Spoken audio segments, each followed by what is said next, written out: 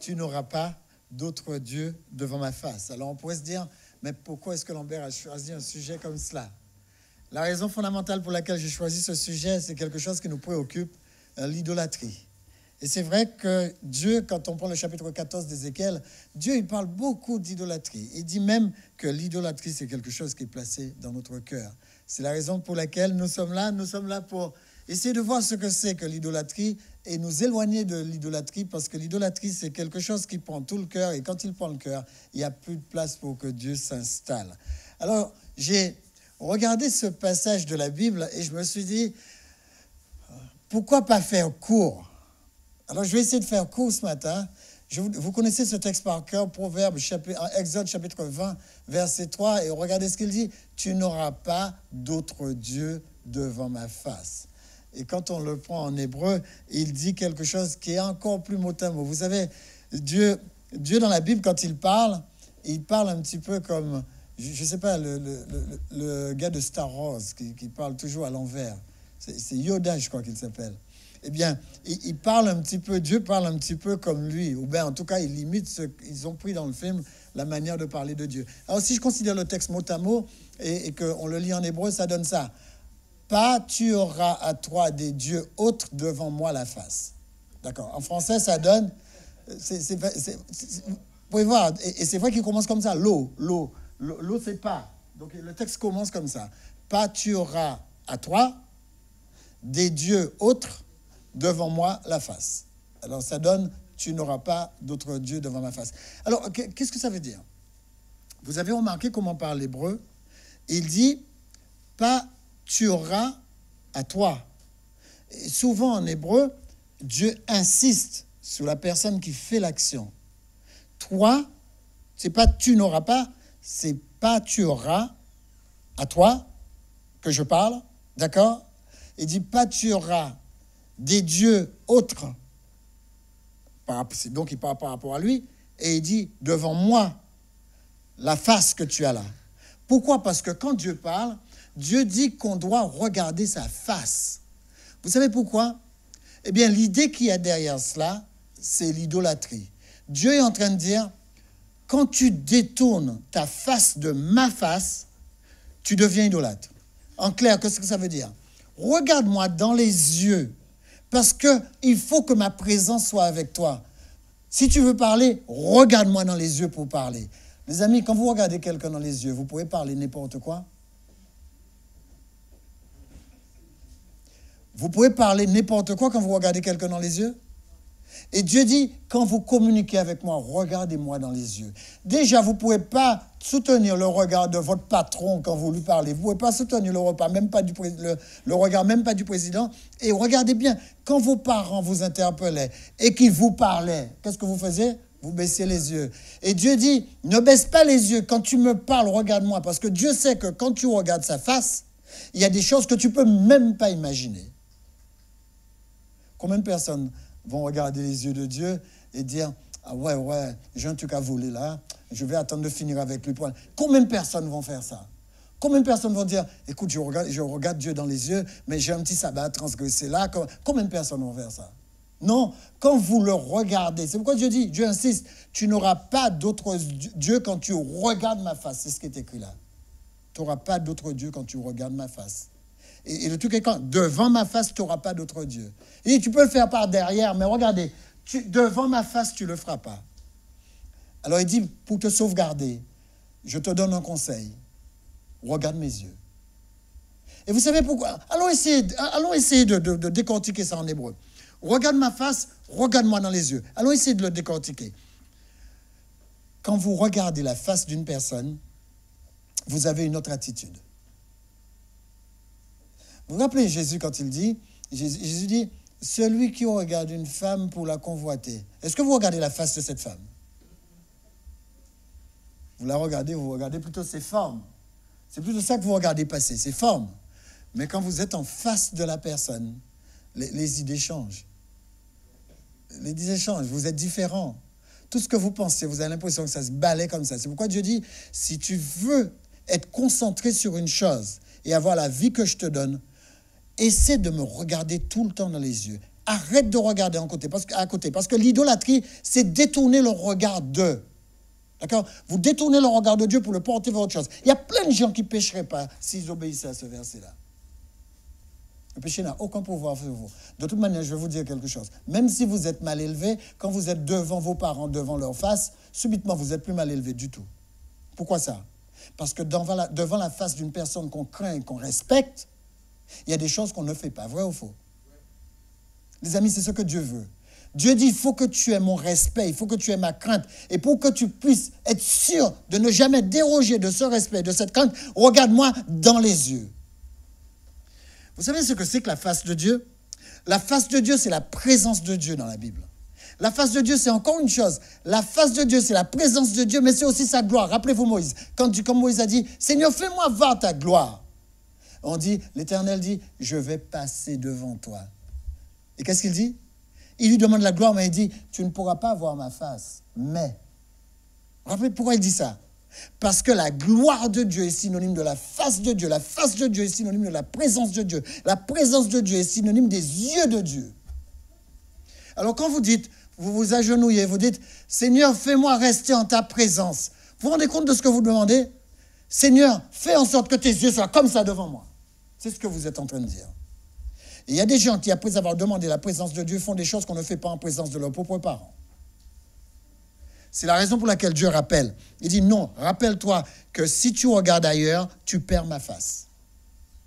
Les amis, je vous assure, rien que ce verset, si vous mettez en application ce verset, il y a plein de choses que vous ne faites plus. Comment est-ce que je peux regarder Dieu dans les yeux et dire du mal de ses enfants? Comment est-ce que ce pasteur peut me regarder dans les yeux, me dire du bien et dire à un autre pasteur du mal de moi? Comment est-ce que ça marche? Ça marche parce qu'il a perdu le regard de Dieu. Et quand vous perdez les yeux de Dieu, eh bien voilà, vous perdez les yeux de Dieu, vous perdez la face de Dieu. Vous perdez les yeux de Dieu, vous perdez la présence de Dieu. Vous perdez les yeux de Dieu, vous perdez la gloire de Dieu.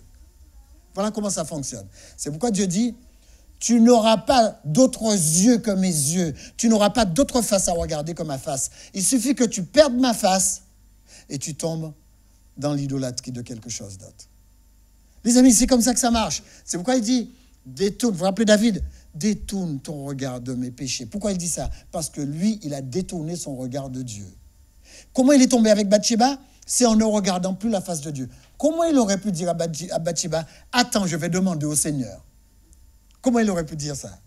Les gens qui commettent l'adultère ne vont pas dire, mais attends, je vais demander au Seigneur si on peut le faire.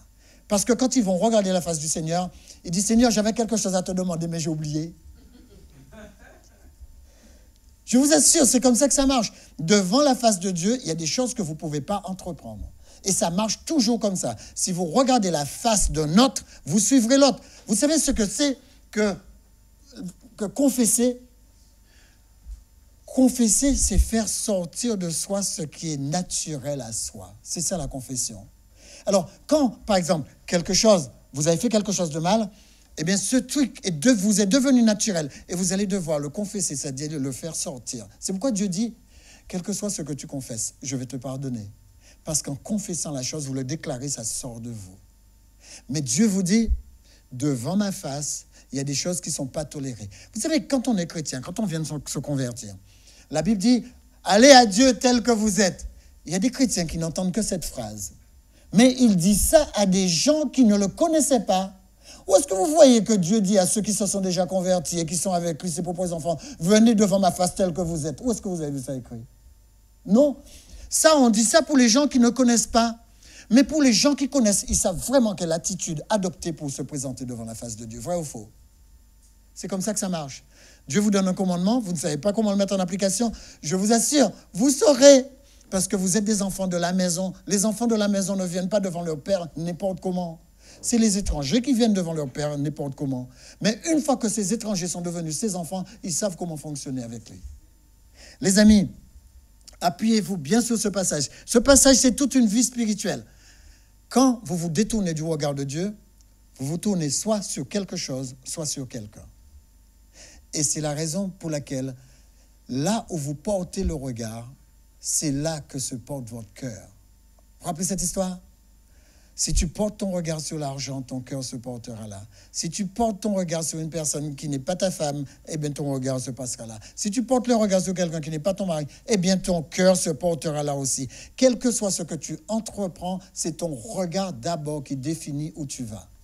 C'est la raison pour laquelle Jésus dit, celui qui regarde une femme, celui qui regarde, il faut regarder, il faut porter son regard sur pour pouvoir aller vers la chose. Ce sur lequel tu te concentres te séparera de Dieu. C'est pourquoi il faut se concentrer sur Dieu. Il y a des gens qui croient que toute leur vie, ils vont vivre ce qu'ils vivent et au dernier moment, Dieu va passer l'éponge. Vous savez, il y a des gens qui pensent ça. Il dit, moi, de toute manière, je suis sûr d'avoir mon salut, quel que soit ce que je fais, Dieu va donner un gros coup d'éponge. Où est-ce que dans la Bible, vous avez vu écrit l'éponge de Dieu? Non, moi, j'ai vu écrit le propitiatoire. Le propitiatoire, c'est quoi? C'est le couvercle de l'arche. Qu'est-ce que ça veut dire? Ça veut dire que Dieu est capable de couvrir tous vos péchés à une seule condition, c'est que vous regrettiez et que vous passiez à autre chose. Il y a un texte biblique qui dit, le péché n'a aucun pouvoir sur vous. Romains 6, verset 14. En clair, qu'est-ce que ça veut dire? Ça veut dire que vous n'avez aucune obligation de faire le mal. Personne n'a d'obligation à faire le mal. Et personne... Quand j'étais petit, on me disait toujours, Lambert, on ne peut pas vivre sans faire le mal. C'est impossible, parce que nous sommes dans le monde du côté de ceux qui ont péché. Ça, c'est tellement faux. Ça, c'est tellement faux. Regardez bien votre semaine. Vous passez des semaines sans faire le mal. C'est le jour où vous faites le choix de faire le mal que vous faites le mal. Vrai ou faux? C'est comme ça que ça marche. Le mal a à voir avec le choix. Il y a certaines personnes qui font croire que le mal leur est tombé dessus. Il est tombé dessus. C'est comme quand certaines personnes disent « je suis tombée enceinte ». On tombe enceinte, on ne sait pas ce qu'on a fait pour y arriver. Ce n'est pas un choix qu'on a fait. C'est sûr, il y a des cas exceptionnels où c'est un viol, je suis d'accord. Mais la plupart des personnes qui sont enceintes, c'est pas tombé sur eux. D'accord? Mais c'est toujours comme ça que ça marche. L'homme fait les choses et il veut se trouver une bonne raison d'excuser ce qu'il a fait. Non, Dieu dit non, regarde-moi dans les yeux, maintenant parle. Et subitement, on ne dit pas à Dieu, écoute, c'est tombé sur moi. On dit, ouais, d'accord, je l'ai fait. Vous vous rappelez Saül? Si vous lisez le passage de Saül, il dit à Samuel, le peuple qui est à côté de moi, c'est eux qui ont ramené les animaux. Samuel lui dit, écoute, Dieu te rejette. Il dit, Dieu te rejette. Il dit, écoute, d'accord, je le reconnais, j'ai péché contre Dieu. Il faut qu'on lui dise, je te rejette, pour qu'il dise, d'accord, j'ai péché contre Dieu. Il sera quand même rejeté. Parce que Dieu va choisir David un peu plus tard. Mais allons-y un peu plus loin. Là où se porte ton regard, cette chose dominera ton cœur. Dès que tu colles tes yeux sur quelque chose, regardez, moi j'ai des gens qui me parlent, et leur cœur est dans leur téléphone portable. Ils n'arrivent pas à me regarder dans les yeux pour me parler. Ils regardent leur téléphone portable pendant qu'ils me parlent. Et je vous assure que c'est vrai. Moi, je suis même étonné. Les gens sont là comme ça, ils vous parlent, mais ils sont dans leur téléphone portable. Et alors, vous leur répondez, vous ne savez même pas s'ils ont vraiment entendu ce que vous dites. D'accord? Là où porte ton regard, là sera porter ton cœur. Alors, allez, on va chercher à savoir où Dieu veut que nous mettions nos regards et ça nous permettra de filer directement vers les 8 points de la fin. Dieu dit, si tu te détournes de moi, eh bien, tu entres dans l'idolâtrie. Tu n'auras pas d'autre Dieu devant ma face. Regardez le texte d'Ézéchiel 14:3. Fils de l'homme, ces gens-là portent leur idole où? Dans leur cœur. Vous vous rappelez le passage de Jérémie qu'on avait vu la semaine dernière, Jérémie 31, il disait quoi? Il disait qu'il viendra un temps où Dieu écrira sa loi où? Dans notre cœur, et il l'imprimera dans notre esprit. Dieu veut écrire sa loi là où les idoles veulent se porter. Les idoles veulent la même chose que Dieu, s'installer là où Dieu veut s'installer. Il dit, si jamais ils entrent dans ton cœur, ton regard leur sera attaché et tu tomberas dans l'iniquité. Vous voyez comment ça marche? Je fixe quelque chose, la chose s'installe dans mon cœur et je fais exactement ce que la chose veut que je fasse.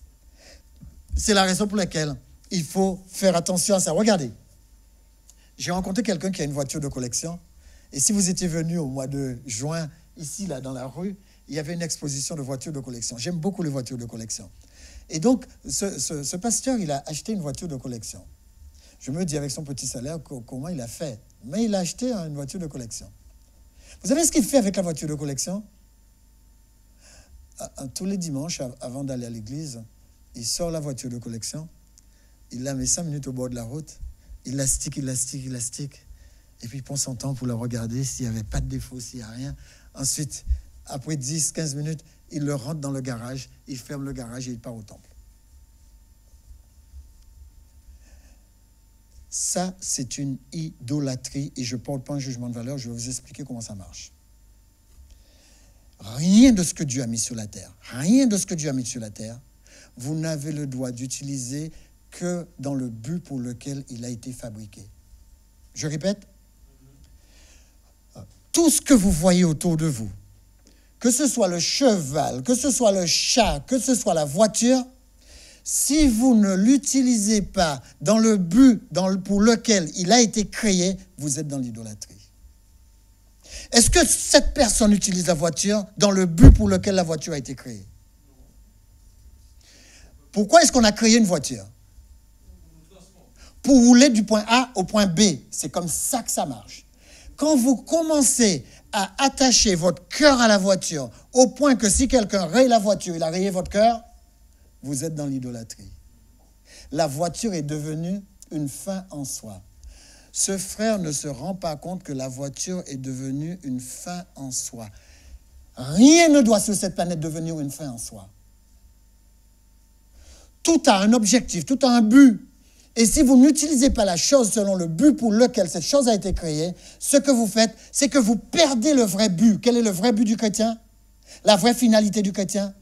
La vie éternelle à côté de son sauveur. Les amis, c'est le seul but. Et tout ce que vous utilisez de manière non conforme, c'est mésuser de la chose qui a été créée. Ce gars, il mésuse de la voiture. N'aimez point le monde, ne vous conformez pas à ce que le monde fait. Vous êtes des enfants de Dieu. Et les enfants de Dieu ont une manière d'utiliser les choses. Ils utilisent les choses comme un moyen. Moi, je suis étonné de voir qu'un jour, je suis arrivé au temple et j'ai vu une famille qui était absente. Je dis, mais écoute, où est cette famille? Alors que le mari est assis dans la salle. Et comme je les connaissais bien, après le culte, je dis à la femme, mais écoute, mais votre mari est arrivé bien avant vous. Elle me dit, parce que mon mari, quand il va au temple, il ne veut pas qu'on monte dans sa voiture.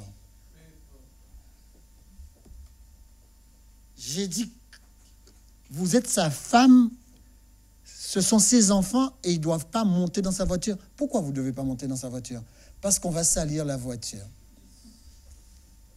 Comment une femme peut accepter ça? Je vois ma femme. Je dis à ma femme, chérie, non, tu ne peux pas monter dans la voiture, tu vas prendre le bus parce que tu vas salir ma voiture.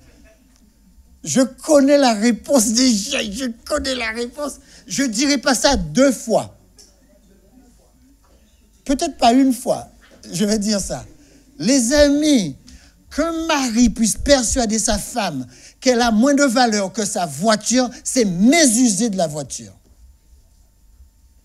Ah, et de la femme aussi, c'est vrai, tu as raison, de la femme aussi. C'est une si grande idiotie que j'ose pas l'interpréter, parce que vous allez dire, Lambert porte un jugement de valeur. Mais il y a un véritable jugement à porter sur ça. C'est mésuser des moyens que Dieu a mis à ta disposition. Parce que les moyens que Dieu a mis dans les mains de ce mari, c'est pas seulement pour lui, c'est pour le bien-être de sa c'est pour le bien-être de sa famille. Vous avez vu, lui, il a vu le bien-être de sa voiture, mais c'est pour...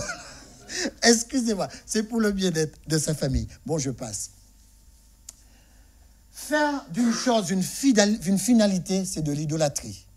Même quand il s'agit d'une personne, Faire d'une personne une finalité, c'est de l'idolâtrie. Il y a trop d'hommes, il y a trop de femmes qui idolâtrent leurs enfants. Au point que les enfants, ils peuvent faire tout ce qu'ils veulent. Ce sont des petits rois. Ça, c'est de l'idolâtrie. Moi, je suis tombé sur une personne qui m'a dit que, voilà, mon fils, il a 5 ans. Il avait 11 ans, excusez-moi. Mon fils, il a 11 ans, mais mon fils ne veut plus aller à l'école, alors que voulez-vous? Je le laisse à la maison. Moi, j'ai dit, mais monsieur, vous êtes de la Caraïbe. Vous êtes des Antilles, parce que nous, on a une autre tradition que ça. On a une tradition qu'on appelle la tradition volée. Votre enfant ne veut pas aller à l'école et vous ne pouvez pas appliquer la tradition volée. Il me dit non, ici en France, on prend le téléphone, on appelle la police et puis la police vous empêche de corriger vos enfants. Les amis, ils laissent l'enfant de 11 ans à la maison et l'enfant, je dis à l'enfant, mais qu'est-ce que tu fais à la maison? Il me dit, je fais ce que j'aime. Ce que j'aime, c'est jouer aux jeux vidéo. J'ai dit aux parents, je ne sais pas, mais je me propulse dans les 10 ans à venir. Qu'est-ce que cet enfant aura 21 ans? Cet enfant, vous avez décidé de le laisser à la maison quand vous allez travailler et qu'il joue aux jeux vidéo. D'accord. J'ose pas deviner ce qu'il va devenir. J'ose pas. Les amis, on ne peut pas faire d'un enfant une finalité. De même, on ne peut pas faire de sa femme sa finalité. Si vous faites de votre femme votre finalité, vous savez que vous n'en avez pas pour longtemps? C'est pareil, les gens qui font de leur mari leur finalité. Je me rappelle une fois avec les enfants, on a été dans une famille, et quand on est arrivé, le mari, c'était le Dieu de la femme. Mais le Dieu de la femme, plus que l'Éternel, le mari pouvait sortir n'importe quelle aberration que la femme s'y soumettait. Au point que je me suis dit, bon, il y a des amis, parfois dans notre téléphone portable, qu'il faut savoir effacer.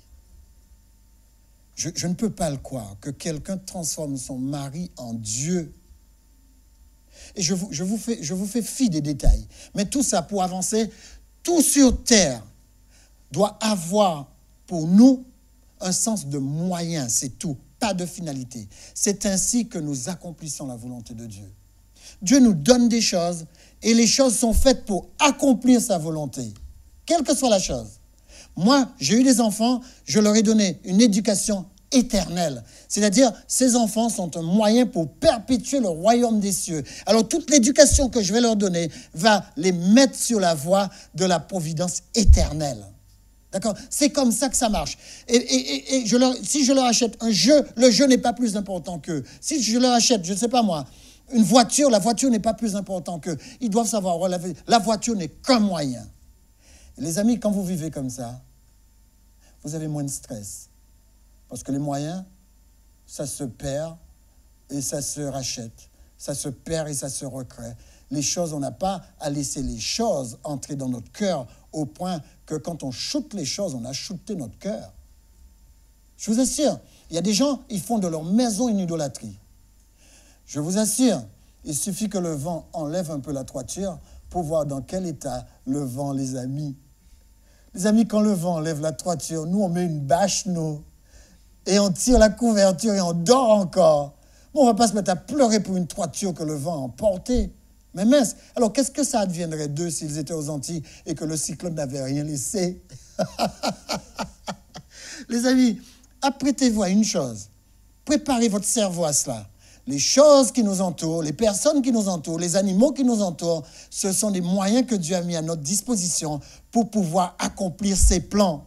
C'est comme ça que ça marche et pas autrement. L'idolâtrie, c'est donner à une chose ou à une personne plus de valeur que Dieu. Jamais, jamais, jamais. Maintenant, pour finir, on va essayer en accéléré de dire en 8 points. Vous allez devoir flasher parce que mon temps est arrivé. Regardez, je vais vous dire en 8 points comment faire pour ne jamais rien mettre à la place de Dieu. Allez, cool. Donnez sa place en Dieu en devenant ce que Dieu veut que je sois. Comment faire aboutir ça? Devenez fier de qui vous êtes. Allez-y, pavanez. Je suis un enfant de Dieu. Répétez-vous ça. Habituez votre cerveau à ça. Faites ça descendre dans votre cœur. Je suis un enfant de Dieu. Je suis à l'image de Dieu. Je suis personne d'autre. Je ne dois rien avoir d'autre dans mon cœur, sinon Dieu, parce que je suis à son image. Deuxième chose, ce que je fais montre qui je suis. Commencez à agir selon l'image que vous avez à l'intérieur de votre cœur. Partout où vous passez, soyez vous-même. Ne laissez pas les gens vous empêcher de dire qui vous êtes et de faire ce que vous avez à faire. Faites-le. Ou dites comme Jésus, on reconnaît l'arbre à ses fruits, donc on va me reconnaître comme un enfant de Dieu. Les amis, troisième point, il faut absolument que vous vous disiez, vous avez une pensée, vous avez des sentiments, vous avez une volonté, mettez tout dans le résultat de la gloire de Dieu. Les amis, car ce que Dieu dit arrive, si vous commencez à vivre tout dans votre cœur, vous savez ce qui va se passer? La Bible dit que ceux qui rentrent dans votre cœur, c'est ceux qui sortent. Vous allez voir comment vos prières vont être exaucées. Dieu n'aura pas grand-chose à faire. Troisièmement, étendez vos limites. Dites-vous qui vous êtes. Faites comme Jabès. Étendez vos limites. Faites en sorte que les gens sachent que vous êtes là. Vous êtes dans votre petit coin, ne restez pas cachés. Étendez votre limite. Déployez-vous dans tous les domaines. Le premier domaine où je me déploie, c'est dans la lecture des livres. J'ai 5 livres qui attendent là pour être lus. Et j'ai hâte de les lire. Je suis en train de lire un livre, il change ma tête. Les amis, lisez des livres, prenez des livres importants, étendez votre connaissance. Faites en sorte que vous n'ayez plus la vision en 2019 que vous aviez en 2018. Mais faites la même chose pour votre spiritualité. Pourquoi vous croyez que je fais le culte le matin? C'est pour étendre ma spiritualité. Étendez tout. Maintenant, je me suis même dit, il va falloir que mes vêtements soient plus amples. Je vais tout étendre. Je vais tout étendre. Les amis, des vêtements plus amples. C'est un coincé dans ces vêtements. Allez, étendez vos limites. Et pourquoi vous étendrez vos limites? C'est pour contribuer à ce qui se passe autour de vous. Contribuer au plan de Dieu en étendant vos limites. Allez au-delà de vos penchants. Vous avez quoi comme penchant? Vous aviez quoi comme penchant en 2018? Dites-vous que vous allez étendre vos penchants. Il y a des gens, c'était café au lait, café au lait, café au lait. Il faut passer à autre chose en 2019. Parce que c'est vrai que les excitants, ce n'est pas tellement bon pour notre corps. Alors, agrandissez votre cerveau et agrandissez vos penchants. Choisissez de vivre. Vivez, mais vivez pleinement. Chaque chose que vous vivez, prenez le temps. Restez concentrés dessus. Prenez le temps de le vivre. Ne laissez pas les choses passer. Moi, j'ai un truc que je fais. Je ne laisse jamais passer un mot. J'ai appris un nouveau mot. Vous savez ce que ce mot veut dire adorer. Avant, pour moi, adorer voulait dire aimer s'exprimer, aimer exprimer la gloire de Dieu. Vous savez ce que adorer veut dire dans son étymologie? Adorer veut dire porter à sa bouche. Et vous savez pourquoi adorer veut dire porter à sa bouche? Parce qu'au Moyen-Âge, quand les gens s'approchaient des rois, des nobles, ils portaient leurs mains à leur bouche. Et c'est de là que vient le mot adorer. Je me suis dit, mais c'est bon ça. Il va falloir que je sache ce que je porte à ma bouche. Il va falloir maintenant que j'adore, que je sache ce que je porte à ma bouche. Et vous savez, si vous portez que des choses nobles à votre bouche, vous allez avoir une bouche noble. Mais je vous assure, si vous portez que des choses qui ne sont pas nobles à votre bouche, vous deviendrez exactement ce que vous dites. C'est la raison pour laquelle portez à votre bouche des bonnes choses. Choisissez de vivre. Agissez avec détermination. Ne laissez pas passer les choses. Il y a des fois, je sais qu'il y a des fois que c'est difficile. Vous planifiez une chose et puis vous renvoyez à demain. Ça s'appelle la procrastination. Vous renvoyez. Et vous n'arrivez pas à vivre la chose. Mais je vous assure, dites-vous en 2019, je vais faire comme ça. Avant la fin de la semaine, ce que j'ai planifié là, je vais le vivre. Avant la fin de la semaine. Et vous verrez que il y a plein de choses que vous n'allez pas mettre en stand-by. Vous allez les vivre l'un après l'autre. L'essentiel dans cette vie, c'est quoi? C'est de vivre les choses. Il y a des gens qui passent toute leur semaine à s'ennuyer. Vivez les choses, vous allez voir comment ça vous épanouit. Et poussez votre détermination. Refusez d'accepter aucune limite en 2019. Vous pouvez faire ce que vous imaginez. Vous pouvez faire ce que vous pensez. Si vous pouvez le penser, vous pouvez le faire. Alors commencez à penser. Commencez à penser. Qu'est-ce que vous voulez devenir en 2019? Pensez-le tellement fort que ça va devenir. 4e point. Vivez la parole de Dieu et faites vivre la parole de Dieu. Vous savez pourquoi je fais vivre la parole de Dieu autour de moi? J'ai jamais prié autant que dans la semaine. Pourquoi? Parce que je rencontre toujours des gens qui ont des difficultés et je leur propose. Je dis, écoutez-moi, vous êtes croyants? Est-ce que je peux prier avec vous? Est-ce que je peux... Me dit, oui, vous pouvez prier avec moi. Alors je leur dis, écoutez, vous voulez que ce soit moi qui prie ou vous qui prie? Elle dit, oui, je sais prier. Je dis, vous priez comment? Je vous salue, Marie. J'ai dit, non, on ne va pas la saluer.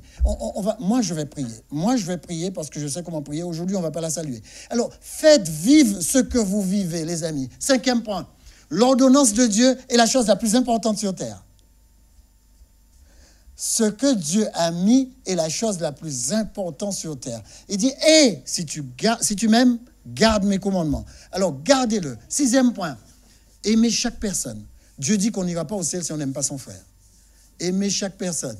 On s'en moque qu'il soit hypocrite, qu'il ne soit pas hypocrite. Ne portez même pas de jugement de valeur. Peut-être que c'est un bon hypocrite. Les amis, ce n'est pas grave. Ce qu'il faut, c'est que ce soit vous qui aimiez. L'amour n'est pas bilatéral. On l'a déjà dit. L'amour est dans un seul sens. C'est vous qui devez aimer. Aimer tellement que la personne puisse se mettre à aimer. Mais vous savez, des fois, vous allez aimer des gens qui n'aiment pas. Hein? Oh là là là là là là. Il y a des fois, vous rencontrez des personnes, vous les gênez simplement parce que vous êtes venus sur terre. Alors, vous ne pouvez pas faire autrement. Parce que c'est vrai. Moi, j'ai dit à quelqu'un une fois, la personne me dit, « Oh Lambert, je t'aime pas, c'est plus fort que moi. » J'ai dit, « Ah ben, regarde-moi bien. Qu'est-ce que tu veux que je change? Qu'est-ce que tu veux que je change ?» Les amis, les gens sont comme ça. Et ce n'est pas parce que la personne m'aime pas que ça va m'empêcher de vivre. Vous savez, ce qui va vous détruire, c'est si vous aimez l'approbation des autres. Ne cherchez pas l'approbation des autres. Dis, écoute, tu m'aimes pas, je ne peux pas me changer, d'accord? Ok, je ne peux pas changer ça. Maintenant, je vais te dire quelque chose. Je vais t'aimer 2 fois plus. C'est tout, je vais t'aimer 2 fois plus. Moi, je pourrais vous raconter une toute petite histoire, mais je l'ai piqué un petit peu à mon fils. Mais un jour, il témoignera de ça. Mais je vous donne un petit morceau, un petit avantage du jour où il va témoigner. Il m'a dit que dans son école, il avait un prof qui, parce qu'il est né, la dérange. Il est venu dans la classe, ça la dérange. Donc, sa naissance le dérange. Et il m'a dit que cette dame, il a entrepris de l'aimer. Ah, j'étais fier de lui. C'est pourquoi ce truc-là m'est resté dans le cœur. J'étais fier de lui. Mon fils a choisi d'aimer une personne qui n'avait aucune raison de ne pas l'aimer, mais qui ne l'aimait quand même pas. Et vous savez, pour la suite de l'histoire, il faudrait que vous veniez dans cette salle le jour où mon fils prêche, parce que la fin de cette histoire est extraordinaire. Je vous ai déjà convaincu. Le jour où il prêche, il faut que vous veniez. Parce que je ne vais pas vous dire la fin, parce qu'il va me dire, « Papa, tu as... » Bon, le point numéro 7. Ne trichez pas avec vos valeurs. Quand vous avez des valeurs, portez-les haut. N'écoutez pas les gens qui vous font cacher vos valeurs. Ah oui, qu'est-ce que tu as dit? Vous entendez quelqu'un dire, « Oh, mais les gens qui observent le sabbat, il y a quelque chose qui ne va pas dans leur tête. » Et vous êtes juste à côté et vous dites, « Ah ouais, j'en connais. Hein. J'en connais. » Vous n'avez simplement pas envie de dire que c'est vous. « Ah oui, j'en connais. » Non, les amis, portons nos valeurs. Moi, quand c'est comme ça, je dis, oui, vous avez raison, ils sont fous, mais ils sont fous de l'amour d'une personne. La personne de Jésus-Christ, parce que lui-même observait le sabbat.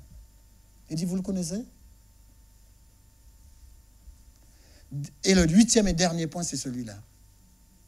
Quel que soit ce qui vous arrive, quelles que soient les pressions que vous avez, quel que soit, même si je vous ai marché sous les pieds un jour, restons unis. Restons unis. Vous êtes un enfant de Dieu, vous n'avez pas le droit de la désunion. Restons proches les uns des autres, portons-nous les uns les autres. Et je vous dis quelque chose. La Bible dit, vous devriez être un et parfaitement un. Et quel que soit ce qui se passe, gardez cette unité. Et moi, je vous assure que vous pouvez le faire. Vous savez pourquoi? Parce que rien n'est hors de la portée de celui qui croit. Que Dieu vous bénisse. Éternel, ton Père céleste, tu nous aimes. Tu nous as aimés au point de pouvoir donner ta vie pour nous. Et nous sommes certains d'une chose.